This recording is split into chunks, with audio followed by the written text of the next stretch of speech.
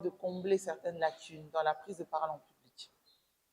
Je vais vous donner une petite anecdote. Qui parle anglais? Eh bien, on ne va pas filmer cet épisode, hein? Personne ne parle anglais. Vous savez, quand on apprend l'anglais, vous pouvez faire 6 mois en train d'apprendre l'anglais. Au finish, comment vous arrivez à parler effectivement anglais? Parce que quand vous allez au cours, on vous apprend les bases de ce langage. Vous savez quoi dire, comment le dire, comment faire mettre des ponctuations. Mais en réalité, l'anglais se pratique. N'est-ce pas? Donc, moi, j'ai fait l'anglais. J'ai bien étudié mon anglais. Vous savez ce qui m'handicape aujourd'hui pour bien le parler? C'est parce que je ne parle pas souvent anglais. Lorsque vous voulez apprendre quelque chose, vous apprenez les bases d'abord. C'est ce que nous faisons, non? Les généralités, on apprend comment contextualiser les choses, qu'est-ce qu'il faut faire, quels paramètres prendre en compte. Mais quand vous avez fini, pratiquez. C'est ça votre réussite. Vous tomberez forcément. Vous aurez des moments où ce ne sera pas beau du tout. Tu te souviens, je t'ai dit hier, le souci justement de cette perfection que tu dois avoir. Ça ne sera pas beau. Des fois, tu auras l'impression que vous foutez penza. Les gens vont certainement te le dire. Tu vas le voir dans les yeux. En tout cas, ce n'est pas bon. Améliore. Ça ne doit pas te faire mal. Parce qu'en réalité, ce qu'on te dit, ce n'est pas pour te piétiner. On dit toujours que les échecs les plus profonds, justement, nous aident à améliorer nos performances, n'est-ce pas? Quand tu échoues, échoue le plus souvent possible. Mais ne reste pas sur ces échecs. Lève-toi puis tu dis, pourquoi j'échoue en fait? Qu'est-ce qui s'est passé? Comment je dois faire pour faire mieux les choses? C'est pour ça que vous vous formez. Alors, je parle du pouvoir des émotions. C'est la partie la plus importante dans la prise de parole en public. Vous savez pourquoi? Quelqu'un peut m'aider à définir selon lui, vraiment de manière vulgaire. On est déjà une famille, non? N'est-ce pas, non? On n'est pas une famille. Donc moi, je suis enthousiaste et joyeuse comme ça pour rien. Vous ne m'aimez plus. Mais moi, je vous aime. Hein? J'ai appris à vous aimer depuis hier. C'est peu, mais c'est comme ça. Alors, on est devenu une famille. Ça veut dire on peut interagir. Tu peux forcément dire un truc. Je vous ai dit qu'il n'y a pas de bête réponse, il n'y a pas de bête réaction. Toutes les réactions ont droit à une réponse. À partir du moment où tu les poses, tu veux évoluer dans ton raisonnement, n'est-ce pas? Et ça, c'est très important. Donc, restons dans le même. Sur ceux qui sont là aujourd'hui, là, c'est l'état d'esprit qu'on avait hier. Donc, nous, on discute, on échange. Vous pouvez me corriger si vous le voulez. Je prendrai la correction. Mais dans ma forme, parce que c'est moi qui ai le micro, n'est-ce pas? D'accord. Alors, on va définir ce petit bout de mot. Émotion. Qui peut me donner une définition simple, mais alors vulgaire? Ne va pas me chercher ce que tu as étudié. Dis-moi vraiment ce que tu ressens lorsque tu entends le mot émotion. C'est ce que je voudrais entendre. Est-ce que quelqu'un peut m'aider?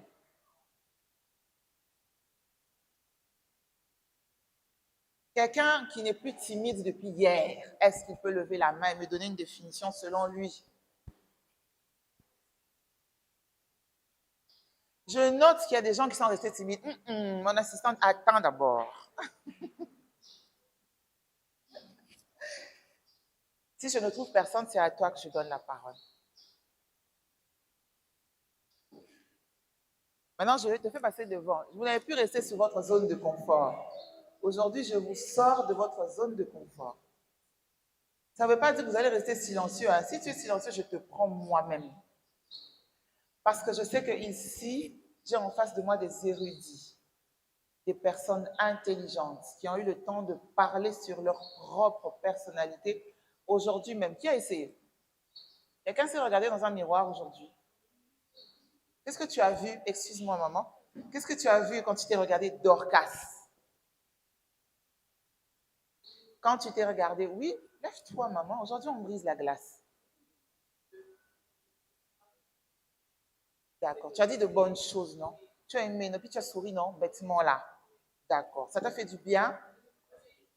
Quelqu'un d'autre l'a fait, c'est pas encore elle qui a la parole. Quelqu'un d'autre l'a fait, qui a essayé, honteusement, timidement, mais qui l'a au moins essayé. 2, 3, 4. C'est bien. Il y a au moins de bons élèves, non? Comme on dit, de bons disciples. Ça portera du fruit. Ne commencez pas aujourd'hui. Ceux qui ne l'ont pas encore fait, essayez. C'est très pratique et ça fonctionne. Je disais, viens, approche, maman Alice. Donne-nous ta définition de l'émotion. On t'écoute. Bonjour à tous. Pour moi, l'émotion, c'est l'ensemble des sentiments qu'on ressent, des peurs tout comme de joie. Bien, merci. Très bien, merci. On peut quand même applaudir pour elle, non? Elle est passée devant, hein? Elle est venue devant ici, donc elle est devenue la personne qui aimait, n'est-ce pas? Mais je ne l'ai pas vu faire un balayage en W.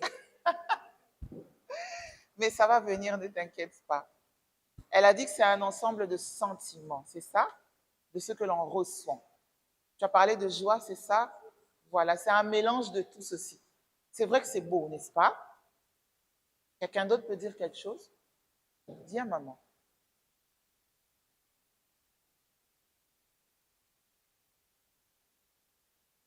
Tu sais ce que j'aime chez toi?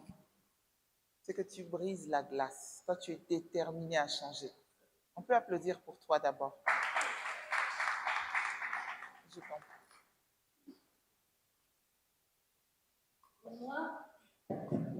Pour moi, je définis les émotions en étant, ce sont des réactions psychologiques qui peuvent être internes tout comme externes. Très bien. Oui, j'ai vu. Merci. Alors, elle parle d'émotions externes et internes, c'est ça?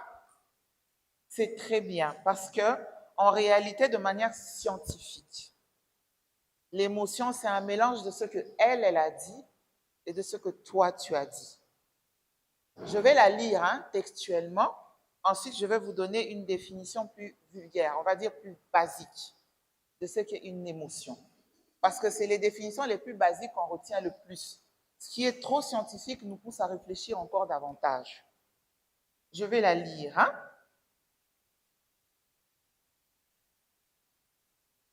Alors, qu'est-ce qu'une émotion? Selon un auteur, par définition, l'émotion, c'est un état psychologique complexe qui implique une gamme de réponses physiologiques.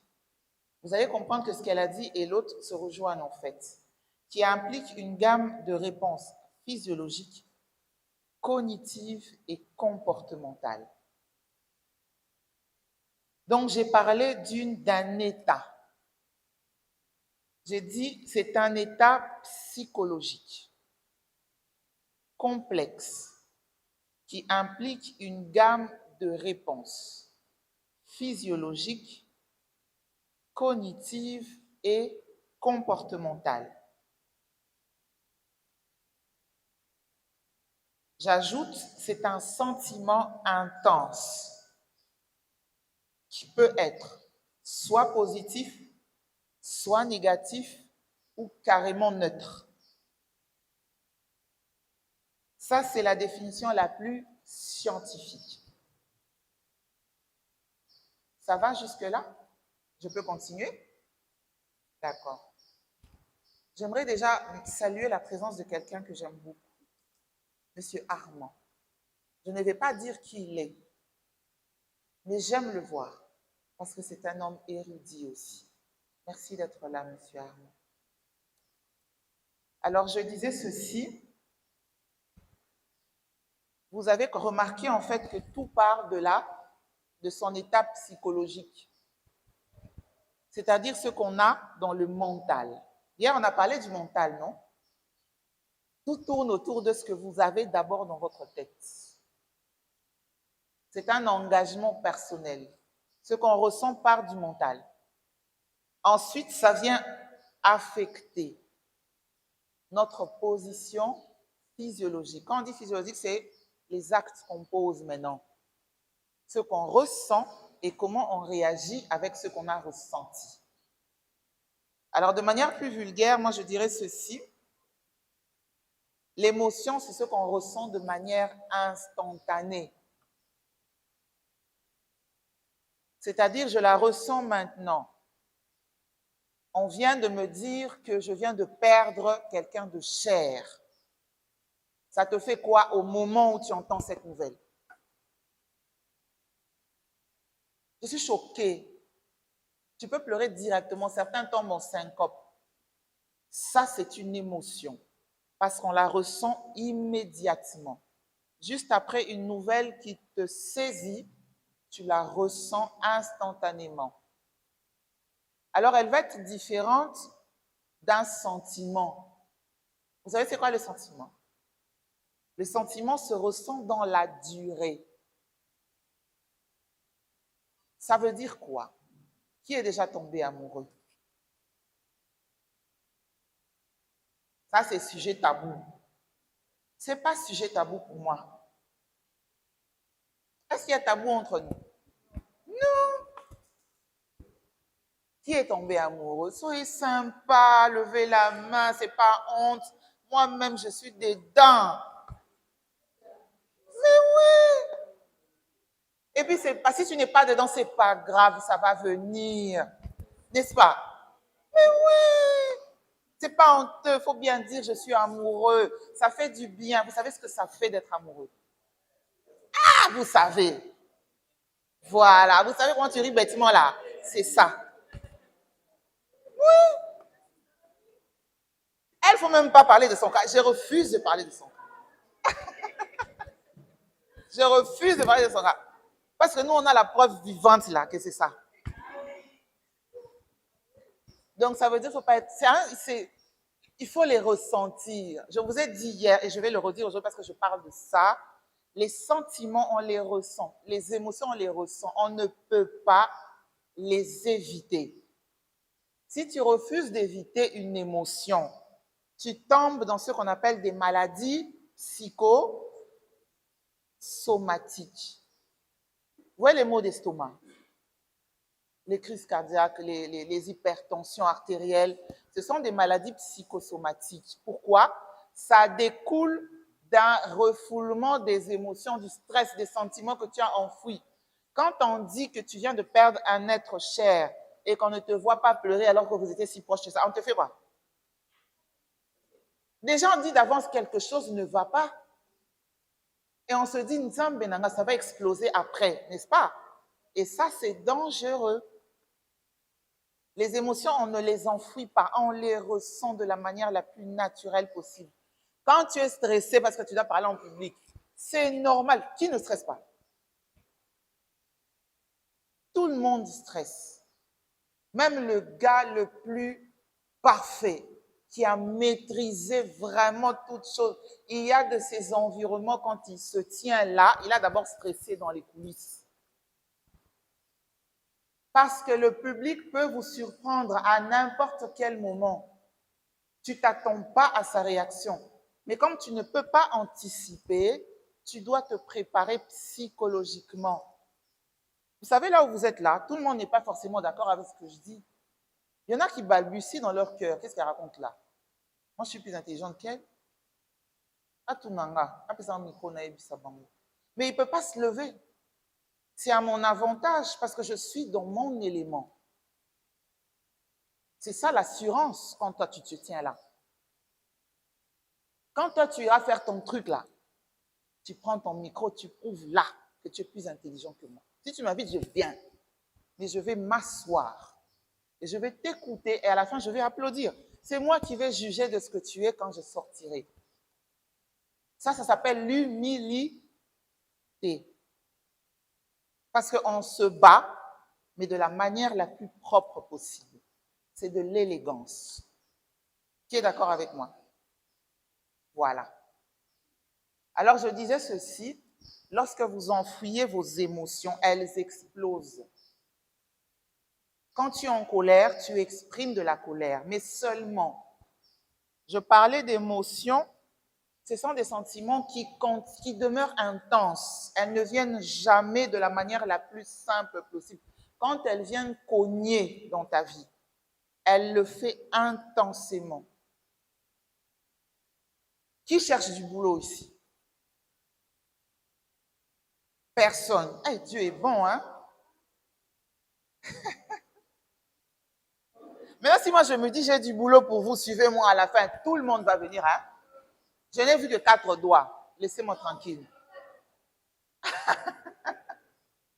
Maintenant, quand je dis qui cherche du boulot, il y en a qui ont répondu. Bon, pour ceux qui l'ont fait, d'accord? Là, je viens. Toi, tu as postulé, ok? Tu es allé quelque part, tu as donné ton CV, tu attends, on t'a fait passer une interview, et puis c'est éternellement, tu attends. Et puis tu as oublié, non? Tu passes à autre chose peut-être. Tu continues à faire tes recherches. Et puis, pouf, tu reçois un coup de fil. On t'appelle. Monsieur tel, Monsieur Armand, vous avez passé une interview à telle date. Vous avez été retenu pour le poste 2. Vous occuperez telle fonction. Veuillez nous rejoindre à telle date, le mardi à 8 h pour les formalités d'usage. Monsieur Armand va attendre mardi. Hein? Non. Tu vas faire l'action de grâce à la minute. Jésus agit. D'abord, pourquoi vous criez? N'est-ce pas? Tu vas appeler ta fiancée si elle existe. Tu vas appeler ton homme. Vous voyez ce que vous ressentez à la minute? Elle est intense. Déjà, tu vas te dire, je n'en reviens pas. Tout ça là qui est mêlé, on était nombreux. Zampé, n'est-ce pas? C'est intense, non? Vous l'avez ressenti et vous avez réagi comment? Voilà. Tu as appelé, allez, j'appelle ma fiancée. Et puis tu appelles le pasteur. Il y a culte aujourd'hui. Donc tu ne savais même pas qu'il y avait culte. Oui. Tu as préparé l'enfant. Malamouk église. Et à l'église, tu vas prier comme jamais tu n'as prié. Dieu est toujours bon. Je te serai fidèle. N'est-ce pas? C'est bien, c'est de la joie, c'est de la reconnaissance. Mais tu l'as ressenti. C'est intense. De la même manière que quand tu es déçu profondément. Il y en a qui ressentent des coups immédiatement, ils se font pipi dessus, excusez-moi le terme. Parce que le choc est trop fort. Voilà pourquoi je parle du pouvoir des émotions. Mais en réalité, quel est le but de cette petite formation? Je ne vais pas trop traîner là-dessus parce qu'il y a une remise de diplôme après. Le but de cette allez, comment je vais appeler ça? Cette formation, cet échange, on va dire, cette interaction, c'est de pouvoir d'abord vous aider à découvrir les émotions que vous ressentez, de les laisser sortir. Lorsque vous devez parler en public et que vous ressentez le stress, vous la ressentez d'abord intensément. Je vous ai dit, quand tu dois prendre parole aujourd'hui, on est samedi. On t'a dit lundi, tu vas prendre la parole dans une formation. Ah, maman Raïssa, ma collaboratrice, je te dis, tu vas prendre le micro pour le prochain sur tel thème. Déjà le jour même, tu ne dors pas, n'est-ce pas? Tu réfléchis. Elle m'a seulement dit. En réalité, elle ne m'a pas donné le canevas. Donc, je dois moi-même le créer. Je vais commencer par où? N'est-ce pas? Là, tu es lundi. Mardi, ton cœur commence à battre. Mercredi, tu commences à suer. Jeudi, tu as des palpitations. Vendredi, tu peux même faire une crise. Mais en réalité, Dieu nous aime. Je vous dis. Et puis samedi, tu appelles pour dire, je ne pourrai pas, je suis à l'hôpital. N'est-ce pas? Est-ce que quelqu'un peut me remplacer? Je serai prête prochainement. En fait, tu ne seras jamais prêt. Jamais. Tu vas repousser tellement cette éventualité en te disant prochainement, je vais me préparer. On n'est jamais en fait prêt face au stress. Quand ça vient, tu ressens le stress. Mais maintenant, c'est à toi de dire, ok, tu es là, je te ressens, c'est bon. Tu bats fort, on se calme. N'est-ce pas? Moi, c'est comme ça que je parle. Je me parle à moi-même. Je suis comme David. David, il parlait à son âme. On n'est pas à l'église, hein? Mais je le dis quand même. Je vous ai dit non, moi, mon essence, c'est la Bible, la parole de Dieu. D'avance, vous savez qui je suis. David parlait à son âme. Oh, mon âme, bénis l'Éternel. Il ne dit pas je bénis.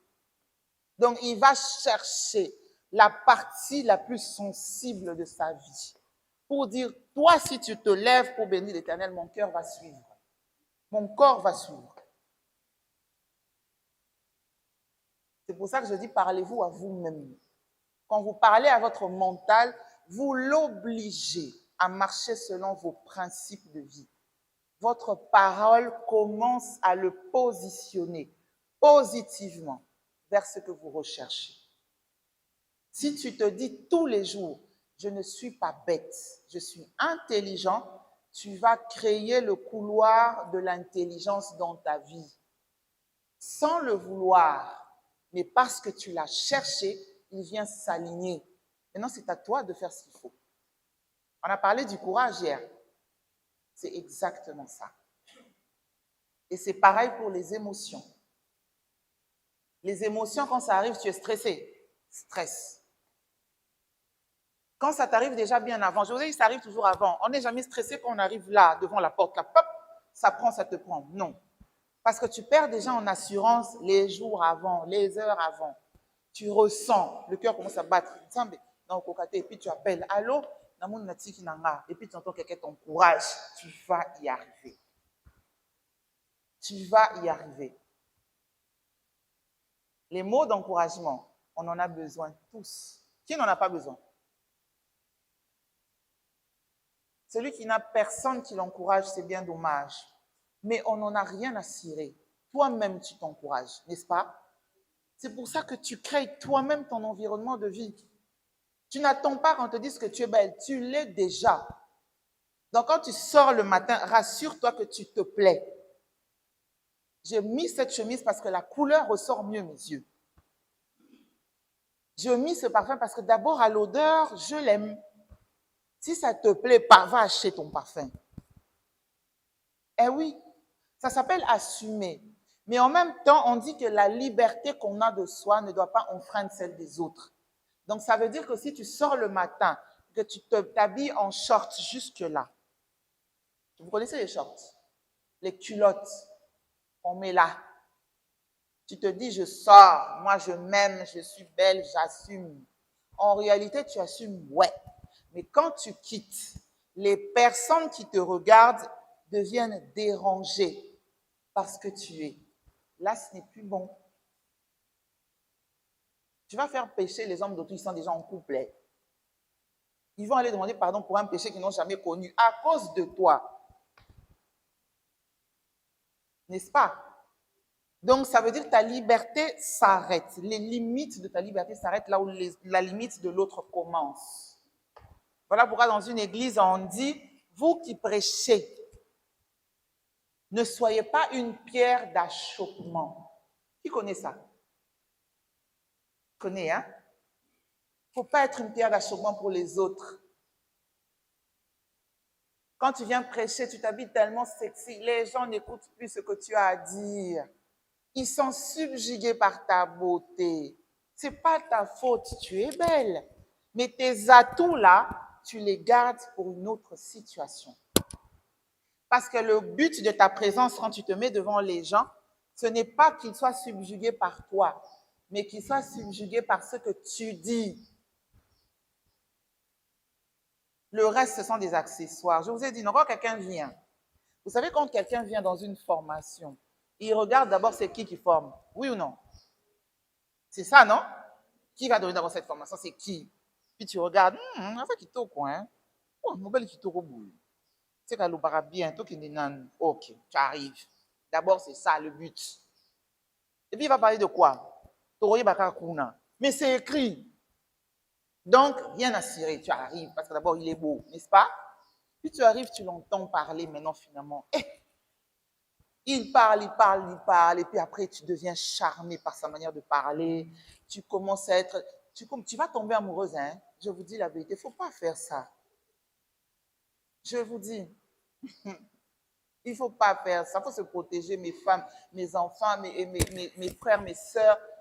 Protégez-vous. Protégez votre cœur de ces émotions-là gratuites. Parce que ce n'est pas le but que vous recherchez. Quand vous avez un objectif, atteignez-les. Si tu ne les as pas encore atteints, bats-toi pour arriver jusqu'au bout. Ne commence pas une chose et puis tu t'arrêtes en chemin. Prochainement. Non, forcément, tu n'as pas pris les bonnes voies, le bon raccourci. Tu n'es pas tombé sur les bonnes personnes. J'ai travaillé dans une structure en tant que DRH. Pendant 1 an, cette structure avait repris de l'envol. Elle était quasiment morte. On m'a pris comme directrice des ressources humaines. Il fallait remettre en place toutes les procédures, mettre en place tout un système de gestion. Ceux qui connaissent les ressources humaines savent. J'ai commencé mon boulot. J'ai été recrutée sur les bases légales. On m'a prise, on m'a fait l'entretien.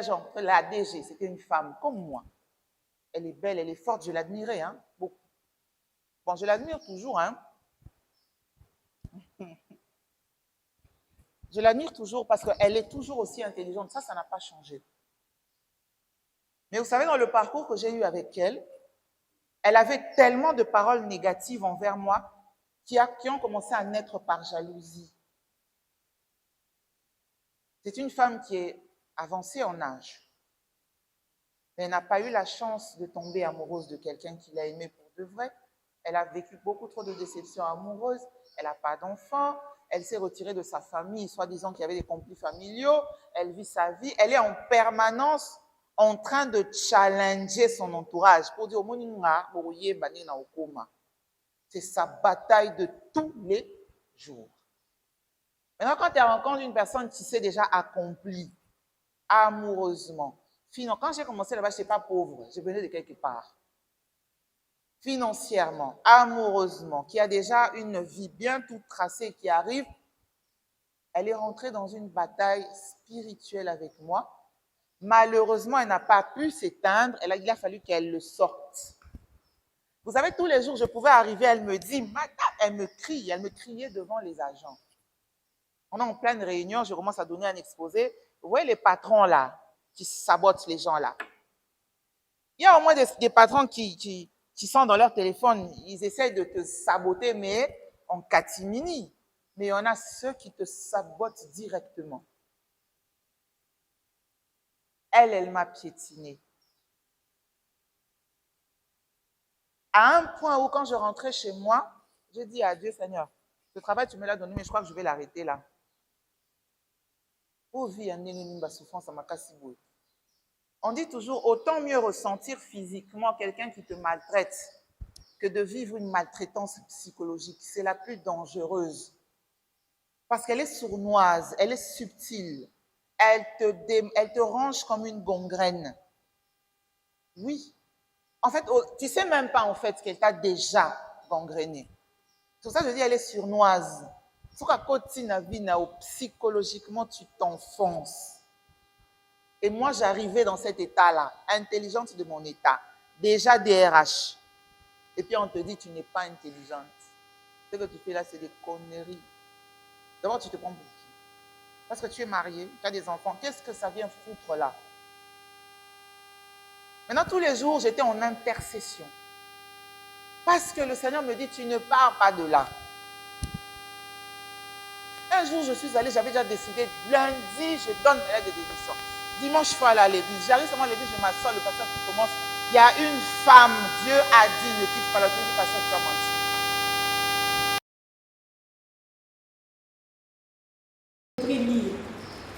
Avec ma petite connaissance, j'ai en été, je pense l'avoir dit hier, art de communiquer.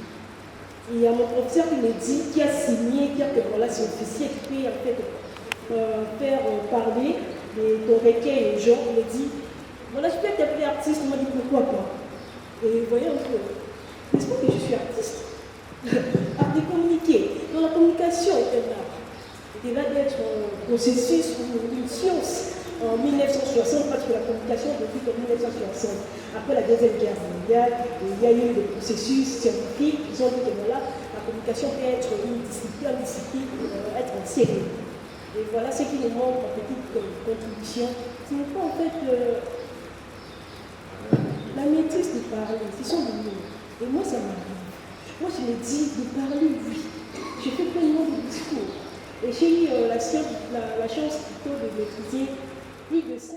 Sur le plan médicinal, comme vous avez dit. En tout cas, c'est très scientifique. Si tu veux qu'on travaille après, tu vas me chercher et puis on va travailler.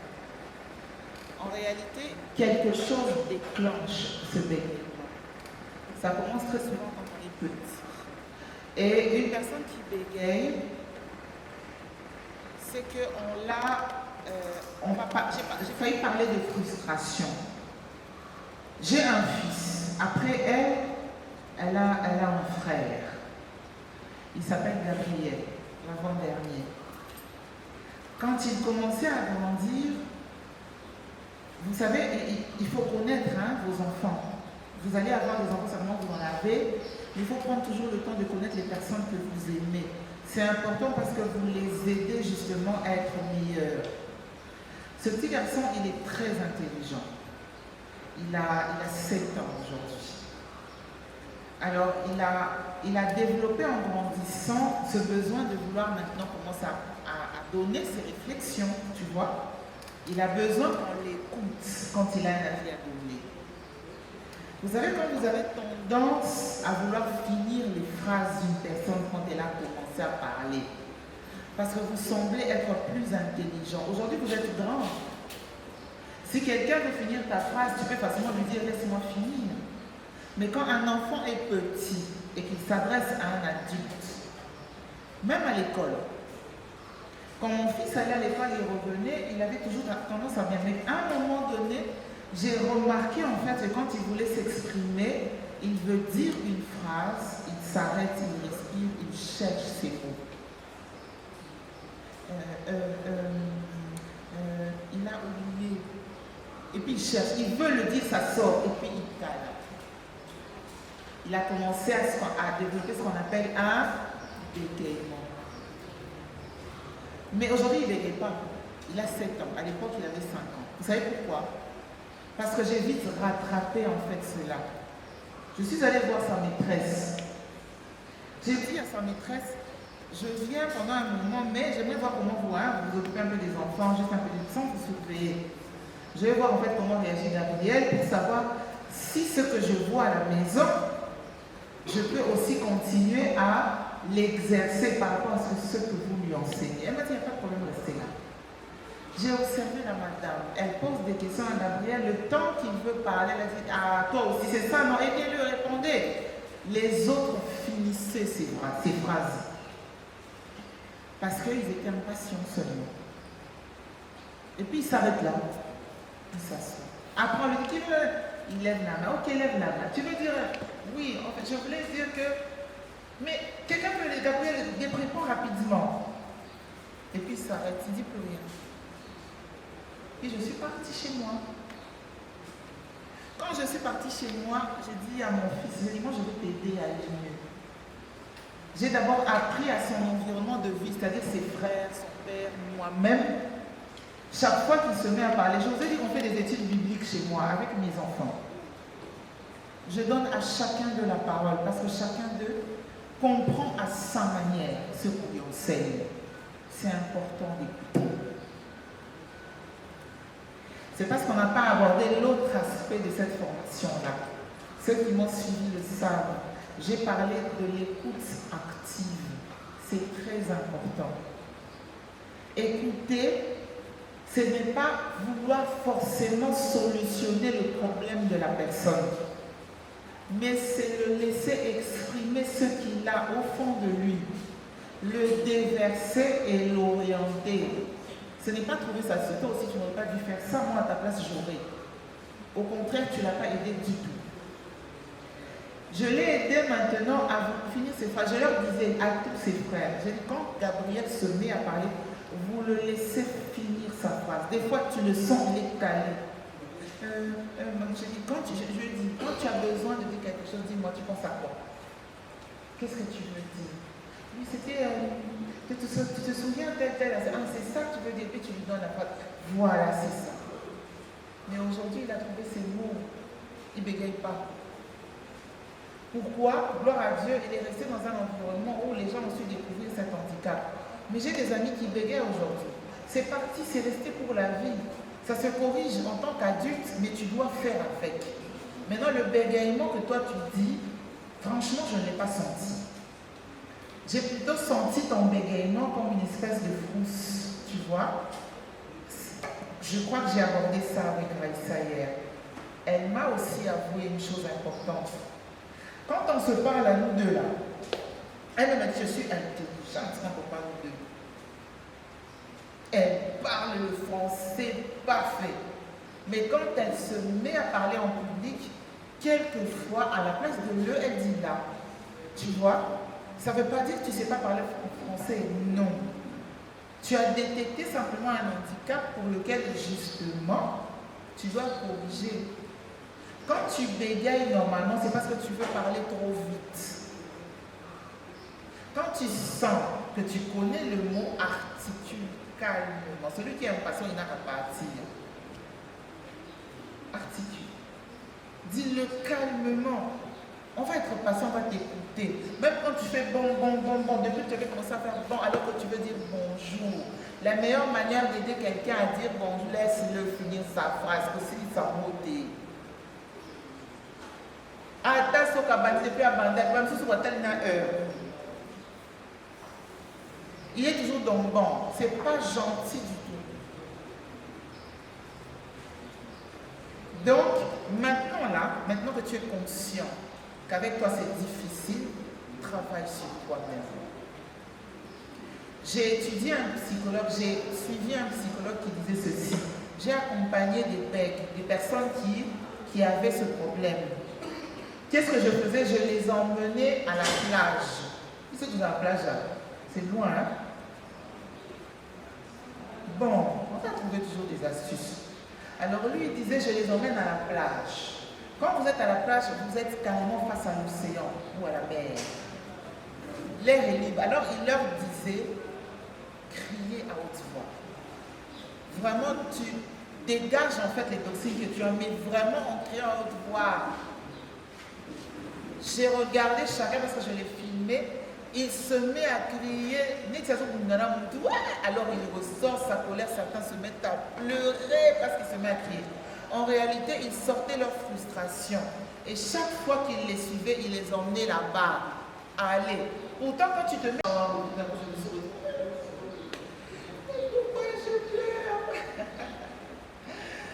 Je suis très émotive parce que je me laisse certaines fois embarquer par mes sentiments. Ce que tu as comme émotion, c'est ton originalité. Tu ne peux pas changer ça. Mais seulement tu dois faire en sorte que les émotions que tu ressens, au moment où elles viennent et qu'elles ne devraient pas normalement venir, tu arrives à les maîtriser. Il y a des moments où tu es censé encourager les gens. Il y a mon amie, maman, que j'ai, ma meilleure amie, qui est là. Qui disait avoir donné un témoignage où à 4 ans, elle a commencé à vivre seule. Elle a traversé certainement quelque chose de difficile. Mais moi, j'ai traversé pareil. Maintenant, à la place de me mettre à pleurer, parce que ce qu'elle a dit m'a touchée, ça m'a rappelé une partie de ma vie. Mais à un moment donné, quand tu rentres dans une telle émotion, l'atmosphère change. Non? Vous avez l'église, vous n'avez pas l'église. Quand le Saint-Esprit te touche et se met à te travailler, qu'est-ce que tu sens? Il vient d'abord bouger les émotions qu'il ne fallait pas. Tu as envie de le vivre aussi, c'était dans son coin. En réalité, il vient justement te faire découvrir quelque chose. C'est pour que tu arrives en réalité. Quand ça sort, hein, ça commence, la guérison en fait commence. Une personne qui a enfoui ses émotions trop longtemps, quand tu vas chez un psychologue, il va te dire parle-moi de toi. Tu vas commencer à ramasser. Et puis quand tu vas ramasser, tu vas toucher, même là, il ne faut pas toucher toi-même d'abord, sans qu'il vienne même te prendre dans ses bras, tu vas commencer à pleurer. Il ne viendra pas non plus te prendre dans ses bras, parce que quand il va te prendre dans ses bras, tu vas te lâcher complètement. Au contraire, les psychologues ne doivent pas avoir d'attachement physique avec leurs patients. Ça leur est interdit. Mais ils le font avec la foi. Alors tu vas pleurer, et puis ça va sortir. Tu sais, quand tu sors de ce type d'émotion, tu as ressorti les toxines en fait. Après, tu as l'impression de se sentir dégagé. Qui a déjà pleuré comme ça? Tu tombes sur une personne, moi j'ai une amie comme ça. Quand je suis tellement bourrée d'émotions, là, je veux casser quelque chose. Puis je l'appelle. Tu es où? Tu es disposé à m'écouter. Il me dit, je suis toujours disposé à t'écouter. Je dis, ok. Moi, je parle que tu écoutes. Ok. Quand j'ai fini, tu me le téléphones et tu me laisses tranquille. En fait, on se connaît. Alors, je parle. À un moment donné, je rentre dans mes émotions, ça déborde, je me mets à pleurer. Et puis après, j'ai dit, je vais te taper, toi-même qui m'écoute, si tu étais là. Et puis elle me dit, d'accord. Puis quand j'ai fini, j'ai dit, je coupe. Ok. J'ai coupé. En réalité, elle a été un réservoir pour moi. Parce que j'ai sorti ce qui m'empêchait d'avancer. Le fait qu'elle m'ait écouté, ça s'appelle de l'écoute active, sans vouloir me faire comprendre que elle, à ta place, je le fais autrement. Les gens qui ont donné des leçons là, c'est facile, hein? Mais des fois, ce n'est pas le bon moment. Même quand tu as des amis qui ont mal fait affûter peut-être sur toute la ligne, toi-même tu sens que tu sais, tu n'aurais pas dû. Ne soyez pas toujours des bons prêcheurs. Dieu écoute aussi, vous savez. Oui. Dieu aussi prend son temps. Il va t'écouter. Des fois, il te tient le dos. Pleure, ma fille, pleure. Quand tu as fini, il n'a rien d'abord à dire pour l'instant. Il attend le moment où tes émotions se seront tues. Quand la colère sera passée, quand tu vas devenir neutre, il vient. Maintenant, tu peux m'écouter. Il y a une parole de Dieu qui dit, garde ton cœur plus que, car c'est de lui que viennent les... Voilà. Donc Dieu sait que si ton cœur est bourré d'émotions, tu ne vas même pas écouter sa voix. Donc il va te laisser pleurer. Oh, Léline aussi ici, le jour où tu auras évacué, parce que c'est un bon thérapeute sur notre vie. Maintenant il vient. Maintenant tu peux écouter. Tu sais ce que tu as fait là? Tu n'aurais pas dû faire ça comme ça. Prochainement, quand tu vas te retrouver devant telle situation, remonte le niveau. Sois forte. Après, tu as trouvé le moyen de passer à autre chose. Ce que tu ressens comme émotion, tu ne peux pas t'en échapper. Je t'ai dit tout à l'heure, je suis quelqu'un de très émotif. Moi, quand je dois rire, je rigole, j'ai même mal ici. Je ris tellement, et puis après, on s'en finit, je dis, Nabéli, au contraire, tu as tellement ri que, et ça le bien, Orina passe. Tu as déjà ri à un moment où tu as mal sur les côtes. Voilà. C'est une thérapie aussi de rire. Tu as tellement pleuré au point où tu as mal. C'est une thérapie de pleurer, ça ne tue pas. Mais maintenant, quelqu'un qui est bourré d'émotions, c'est une personne qui est tellement à l'aise en fait. Parce qu'après, tu sais faire des transitions. Tu sais ce que ça veut dire? Tu passes de tristesse à la joie, colère et puis tu remontes. Maintenant, tu dois savoir comment passer de ça. Vous tenez en public, n'est-ce pas? Vous devez savoir faire des transitions. Quand tu as fini de parler à une personne bourrée d'émotions comme ma copine qui est là, tu remontes sur quelqu'un d'autre parce que là tu l'as accompagné émotionnellement. Tu remontes sur quelqu'un qui est bourré de colère. Tu ressors sur autre. En fait, tu dois faire des transitions, mais toi tu dois d'abord te connaître toi-même. Le fait que tu saches que tu es bourré d'émotions, c'est déjà parfait. Mais maintenant tu dois travailler sur toi-même. Ça veut dire que quand tu parles aux gens, et que tu as l'intention de leur faire passer un message important. Je vous ai dit les femmes de Goma, les gens qui sont victimes de ces atrocités. Vous savez, le jour où j'ai entendu leur témoignage, de quelle manière on coupe le fœtus d'une femme en vie, on retire son enfant, on te donne, on pile le fœtus, on te dit mange.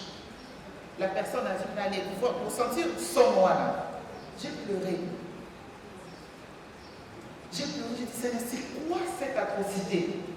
Est-ce qu'un être humain peut faire ça? Maintenant, toi, on te dit, va réconforter ces gens-là. Maintenant, moi, je suis émotive. Est-ce que le but de ce réconfort, c'est d'aller pleurer avec eux? Elles ont déjà bien assez pleuré. Beaucoup. À un moment donné, il n'y a plus de larmes, ça a séché. Maintenant, ce qu'elles veulent entendre, ce n'est pas que tu pleures. Elles savent que tu as pleuré avec eux parce que tu es là. Mais elles veulent t'entendre maintenant leur dire, au-delà de cette souffrance, vous avez la vie. Dieu vous a épargné de ces atrocités. Vous les avez vécues. Ne restez pas rancunières. Vivez pour le temps qu'il vous reste à vivre. Et puis vous leur donnez du courage. Tu vois que tu es émotionné d'abord. Mais tu ne vas pas pleurer, vous allez laisser dans les pleurs. En fait, en réalité, tu ne les as pas aidés. Donc, tu es émotive. À un moment donné, tu sens que tu veux pleurer. Ça t'est arrivé, non? Ou Mélissona. Quelquefois, tu peux même échapper une larme. Ça arrive, c'est humain. Après, tu es sûr, tu dis excusez-moi. Tu reprends. Ça n'enlève en rien ce que tu es. C'est beau d'ailleurs. D'accord? Bien. L'autre question, c'est quoi? Il y avait une autre qui est venue après. Quel est le remède? Je crois que j'ai dit non. Ce que j'ai dit, c'est pas alors. D'accord. Dans la communication. Ah, les mots. Oui, voilà. Déjà, j'aimerais saluer ton courage, mon ami, ma copine. En fait, elle a brisé une barrière sans le vouloir. Elle a osé faire ce qu'elle ne pouvait pas faire. Elle l'a fait à sa manière. Moi, je trouve ça beau déjà, parce que quand elle est venue ici, et qu'elle a dit en réalité, quand on ne lève pas la main, c'est pas parce qu'on n'a pas de réponse, c'est pas parce qu'on n'a rien à dire, c'est ça, non? C'est en réalité, on n'a pas les mots qu'il faut. C'est vrai en réalité, hein, tu sais. Vous savez, toutes vos questions là, comment j'arrive à y répondre? Vous êtes déjà posé la question.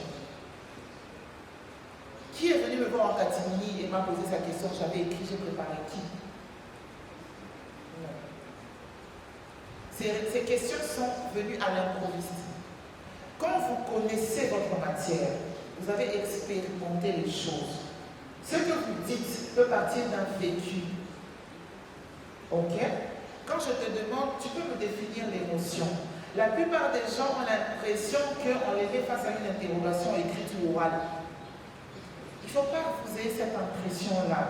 En réalité, lorsque tu donnes une définition qui n'émane que de toi, tu as donné ta propre perception d'une réalité que moi je n'avais pas. Je vous ai dit non. Ceux qui ont réagi, j'ai dit, mais vous savez en fait les bonnes réponses. Mais vous n'osez pas le dire. Tu ne peux pas parler comme moi.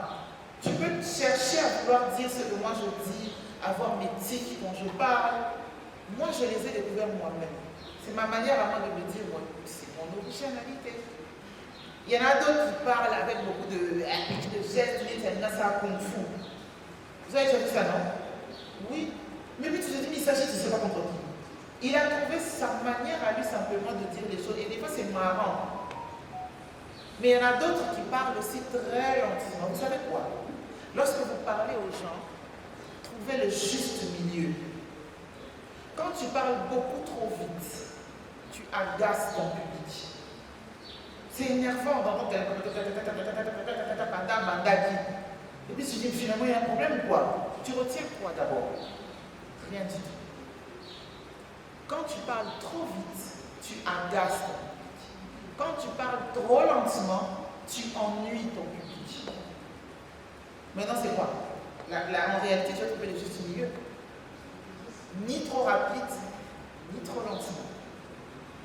C'est pour ça que je vous dire articuler vos mots. Il y a des moments où quand tu as parlé, tu as dit l'essentiel. Mais il y a des moments où tu es censé rester sur un mot.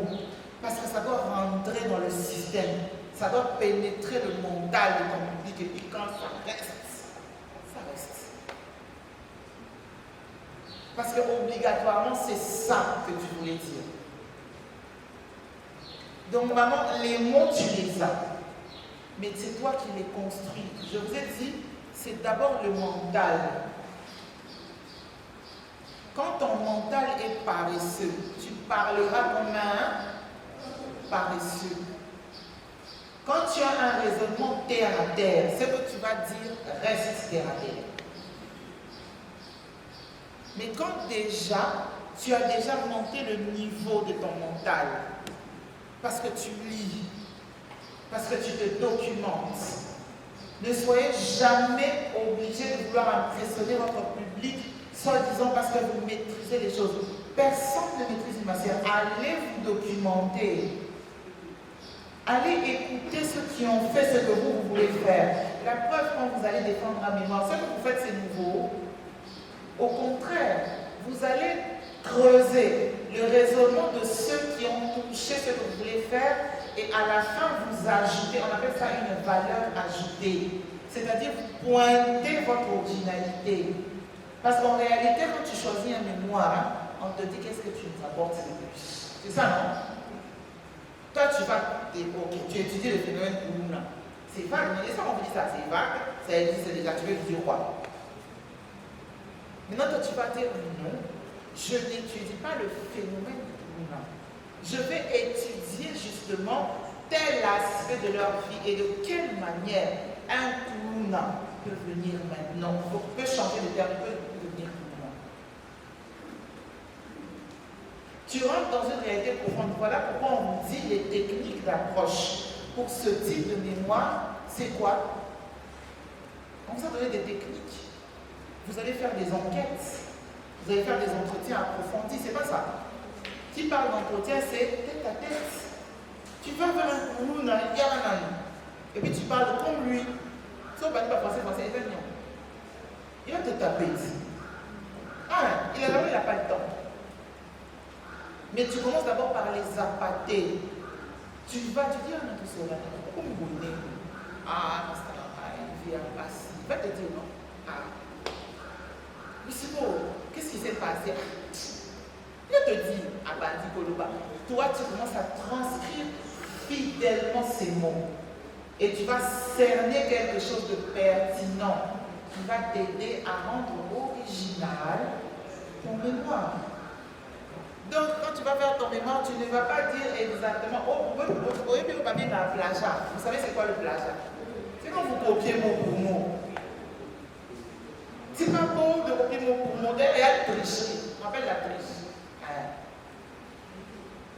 Ce n'est plus un plagiat. Parce que d'abord, tu as cité la personne qui a dit un raisonnement. Maintenant, toi, tu trouves une formule qui te... Ce qu'on va retenir de toi, c'est ce que toi, tu penses de ce sujet. C'est là qu'on crée son originalité. Tu ne peux pas rigoler comme tout le monde. On doit savoir que quand tu ris, la personne qui rit comme une poule, là, c'est Laetitia. Mais oui! Il y a des moments comme ça, non?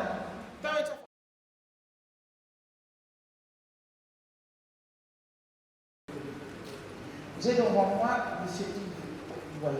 Il s'appelle Yves Combelé. Pour la petite histoire, Yves est devenu un partenaire pour moi, mais c'est d'abord un frère.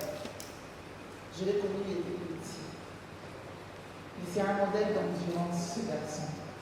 Quand je l'ai rencontré, il était loin de sa famille. Très loin. Il est venu à Kinshasa. Ce garçon s'est débrouillé. Il a travaillé chez moi, dans ma famille. Moi, j'étais étudiante. Comme il parlait sur les livres et tout, les parents, alors on avait une boutique. Quand j'allais en bas de chez moi, il a travaillé avec nous. Mais c'est quelqu'un qu'on a adopté très vite parce que c'est un garçon très honnête. Il est très travailleur. Et c'est un battant. Et même lorsque la vie nous a séparés à un long moment, la vie s'arrangeait toujours à ce qu'on se retrouve. Puis un jour, il a créé sa structure. Vous savez, il avait fait comment? Lui-même, il donnera son témoignage un jour. Mais il a été accompagné. Je vous ai dit, trouver des mentors. Des gens qui vont vous pousser en fait à franchir vos limites. Là où tu te dis, il m'a en gros maté. Lui, il le disait, mais il le disait avec ses mots. Regardez, il a l'air comme ça. Non, il a eu des fiancés. Mais des fiancés qui n'ont jamais été patients envers lui. C'est dommage. Lui-même, CEO de Y Production. Y porte son nom, Yves, c'est son prénom. Production. Je vous laisse le choix de découvrir ce qu'il est. Allez sur le net, vous allez trouver. Tous les services, je crois qu'il a mis la mission. Et aujourd'hui, le partenariat que j'ai avec lui, c'est en termes de formation. C'est-à-dire quand un besoin se présente, il m'appelle, je réponds à un besoin. Même si c'est vrai, à côté ici, il m'accompagne dans toutes les formalités administratives parce que ma structure est en train de s'asseoir. J'ai mis du temps parce que je n'avais pas beaucoup de choses. Je n'avais pas beaucoup de temps justement à gérer tout ça. D'où les collaborateurs qu'on cherche, les bonnes personnes qui savent rester intègres dans leur travail. On en a besoin, je vous dis. Parce qu'on ne sait pas tout faire à la fois. C'est là maintenant que vous devenez important. Mais si toi tu ne te laisses pas démarquer, tu es là, sinon tu attends. Aujourd'hui, il n'y a pas que le travail dans l'entreprise. L'entrepreneuriat, le travail informel. Vous pouvez créer votre propre mode de vie. Votre source de financement. Lui, il l'a fait. Quand il est là, il est riche. N'est-ce pas? C'est prophétique. Ah, il a dit c'est pas prophétique, c'est ça. Donc je suis très heureuse, moi, de remettre ce diplôme à M. Yves Kongolo, que je vous demande d'accueillir avec beaucoup de joie.